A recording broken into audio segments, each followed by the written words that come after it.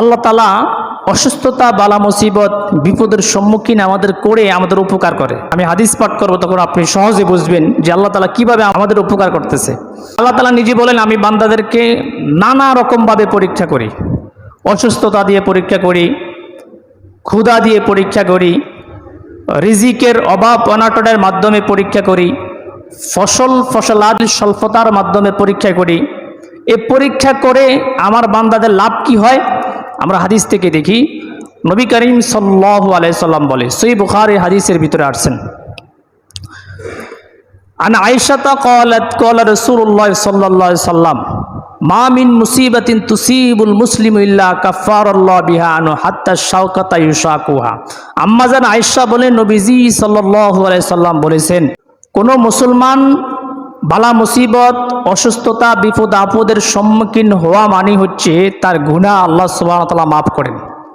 তাহলে কি বুঝলেন? অসুস্থতা, বালা মুসিবত, বিপদের সম্মুখীন হওয়ার মাধ্যমে আল্লাহ তাআলা আমাদের গুনাহকে মাফ করেন। হাত্তা শাওকাতা ইউশাকুহা, এমনকি যে কাঁটা মানুষের শরীরে বিদ্ধ হয় এর মাধ্যমে আল্লাহ তাআলা গুনাহ মাফ করে। যে আল্লাহ তাআলা বালা মুসিবতের সম্মুখীন করে বিপদ আপদ দেয়, এর মাধ্যমে আল্লাহ তাআলা আমাদের গুনাহকে মাফ করেন।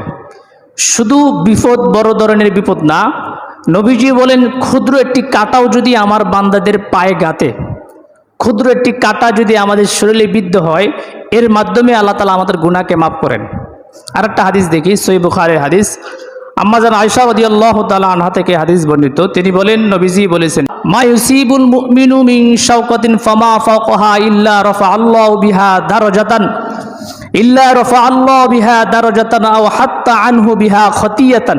আম্মা জান আয়েশা রাদিয়াল্লাহু তাআলা আনহা বলেন, কোন মুমিনকে আল্লাহ তাআলা সামান্য একটি কাঁটা তার শরীরে গাতার মাধ্যমে, কোন মুমিনের শরীরে যদি একটি কাঁটা গাতে, কাঁটা বিদ্ধ হয় বা সে ব্যথা পায়, এর মাধ্যমে তার মর্যাদাকে আল্লাহ তাআলা বিলণ্ডিত করেন। অর্থাৎ কোনো মুসলমান মুমিন যদি সামান্য আঘাত পায়, এর মাধ্যমে তার মাকামকে আল্লাহ তাআলা অবস্থানকে বৃদ্ধি করেন। এই হাদিস থেকে এটি প্রমাণিত হয়। আম্মা জান আয়েশা রাদিয়াল্লাহু তাআলা বলেন, ইল্লা রাফাআল্লাহু বিহা দারাজাতান আও হাত্তা আনহু বিহা খতিয়াতান, শুধু তাই নয়, এর মাধ্যমে তার গুনাহকে মাফ করে দেন। তাহলে দুইটি জিনিস পেলাম, অসুস্থতা, বালা মুসিবতের সম্মুখীন আল্লাহ তাআলা কেন করেন? আল্লাহ তাআলা আমাদের রোগ, বালা মুসিবত এটা দেওয়ার মাধ্যমে আমাদের গুনাহকে মাফ করান। এবং সামান্য একটি কাঁটাও যদি আমাদের শরীরে বিদ্ধ হয়, সামান্য কাঁটার মাধ্যমে যদি মুমিন ব্যথা পায়, আল্লাহ নবী সাল্লাল্লাহু আলাইহি ওয়াসাল্লাম বলেন, আল্লাহ তাআলা এর মাধ্যমে তার মাকামকে, তার অবস্থানকে উঁচু করেন, তার মর্যাদাকে বৃদ্ধি করেন এবং তার গুনাহকে মাফ করেন। সহিহ বুখারীর একটা হাদিস দেখি, আন আবু হুরায়রা রাদিয়াল্লাহু তাআলা আনহু থেকে হাদিস বর্ণিত। তিনি বলেন, নবীজি বলেছেন, মান ইউরিদুল্লাহু বিহি খায়রান ইউসিব মিনহু, কোনো ব্যক্তির যদি মঙ্গল আল্লাহ তাআলা কামনা করে, যাকে সবচেয়ে বেশি পছন্দ আল্লাহ তাআলা করবেন, তাকে সবচেয়ে বেশি রোগ, বালা মুসিবত আল্লাহ তাআলা দিবেন। বালা মুসিবতের মাধ্যমে আল্লাহ তাআলা আমাদেরকে কি করেন? এক নম্বর, পরীক্ষা করেন। অসুস্থতা, বালা মুসিবত, বিপদের সম্মুখীন কেন করেন? আল্লাহ তাআলা আমাদের গুনাহকে মোচন করানোর উদ্দেশ্যে আমাদের বালা মুসিবত দেয়। আজকে এই পবিত্র কোরআন এবং হাদিসের আলোকে এটাই বুঝলাম।